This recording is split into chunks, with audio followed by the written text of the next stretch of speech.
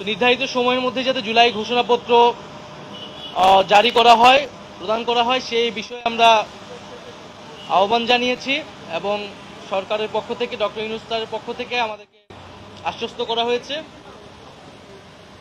দ্বিতীয়ত, আমরা যে জুলাই গণঅভ্যুত্থানে শহীদ হয়েছেন, শহীদ পরিবার এবং আহত যাদের যে পুনর্বাসন প্রক্রিয়াটা, সেই প্রক্রিয়া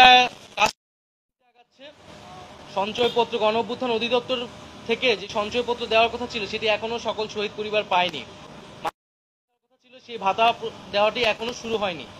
আমরা বলেছি যাতে দ্রুত সময়ের মধ্যেই প্রতিশ্রুতিকৃত সকল যে দাবি, আর্থিক সহায়তা সহ পুনর্বাসনে, সেই বিষয়টি যাতে নিশ্চিত করা হয়। শেখ হাসিনার আমলে হওয়া জাতীয় এবং স্থানীয় পর্যায়ের সকল নির্বাচনকে আমরা আনুষ্ঠানিকভাবে অবৈধ ঘোষণা করতে বলেছি।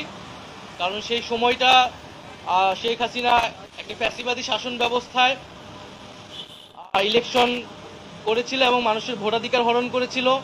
রাতের ভোট হয়েছে, ডামি নির্বাচনের ভোট, ডামি প্রার্থীর ভোট হয়েছে। ফলে সেই নির্বাচনগুলো নিয়ে প্রশ্ন রয়েছে এবং এই নির্বাচনগুলোকে সেই সময়ের বিরোধী রাজনৈতিক দলগুলোও বিভিন্ন সময় প্রত্যাখ্যান করেছে। ফলে আমরা মনে করি যে সেই নির্বাচনগুলো থেকে আবার সেই নির্বাচনগুলোকে আবার আদালতে নিয়ে যে এক ধরনের পরিস্থিতি তৈরি করা হচ্ছে। তো সেই বিশৃঙ্খলা এড়াতে সেই পূর্বের নির্বাচনগুলোকে আইনগতভাবেই অবৈধ ঘোষণা যাতে করা হয়। আমরা চতুর্থত বলেছি যে ইলেকশন কমিশনের উপর আস্থা রাখতে পারছি না রাজনৈতিক দল হিসেবে। সেই ইলেকশন কমিশন পুনর্গঠন করে যাতে স্থানীয় সরকার নির্বাচনের দ্রুত আয়োজন করা হয়। এর ফলে নাগরিক সেবা যে দুর্ভোগটি হচ্ছে, নাগরিক সেবা পাচ্ছে না জনগণ, সেটি নিশ্চিত করা সম্ভব হবে।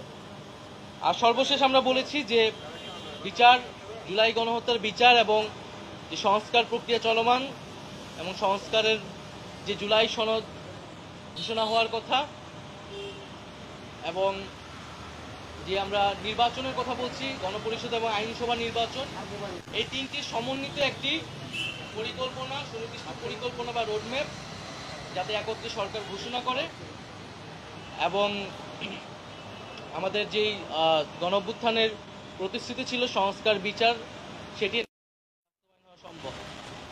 জুলাই মাসের মধ্যেই জুলাই সনদ আসবে এরকমটা আশ্বস্ত আমাদেরকে করা হয়েছে। আমরা বলেছি যে বিচারটাও কবে শেষ হবে, কোন প্রক্রিয়া আগাবে এবং নির্বাচন যেটা জানুয়ারি থেকে ডিসেম্বর থেকে জুনের মধ্যে হওয়ার কথা, সেটারও একটা সুনির্দিষ্ট পরিকল্পনা যাতে সরকারের পক্ষ থেকে ঘোষণা করে। মোটা দাগে এই 5টি বিষয়ে আমাদের আলোচনা হয়েছে।